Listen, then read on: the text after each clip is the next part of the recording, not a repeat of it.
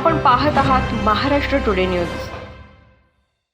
जालना दिनांक 14 फेब्रुवारी रोजी जालन्यातील राजुरी स्टील कंपनीच्या मॅनेजरला बुलढाणा जिल्ह्यातील अंधेरा घाटामध्ये काही दरोडेखोरांनी बेदम मारहाण करीत त्यांच्या हत्या बांधून त्यांच्याजवळ असलेले 27 लाख रुपयांची रोकड घेऊन फरार झाले। ते या प्रकरणी बुलढाणा येथील अंधेरा पोलीस ठाण्यात या प्रकरणी गुन्हा दाखल करण्यात आला होता। तर जालना स्थानिक गुन्हे शाखेचे पोलीस निरीक्षक रामेश्वर करणार यांनी या प्रकरणात तपासचक्र फिरवत 5 जणांना जालन्यातील शासकीय अभियांत्रिकी विद्यालय या ठिकाणाहून या 5 जणांना ताब्यात घेतले असून यांच्याकडून कारसह एकूण 13,50,000 रुपयांचा मुद्देमाल जप्त करण्यात आला आहे।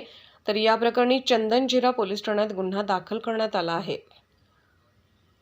सदरील कारवाई पोलीस अधीक्षक अजय कुमार बंसल, अप्पर पोलीस अधीक्षक आयुष पाणी यांच्या मार्गदर्शनाखाली स्थानिक गुरु शाखेचे पोलीस निरीक्षक रामेश्वर खनाळ, पोलीस उपनिरीक्षक राजेंद्र वाघ, कृष्णा तंगे, सॅम्युएल कांबळे यांच्या आदींनी केली आहे। महाराष्ट्र टुडे मराठीसाठी ब्युरो रिपोर्ट विलास गायकवाड, जालना।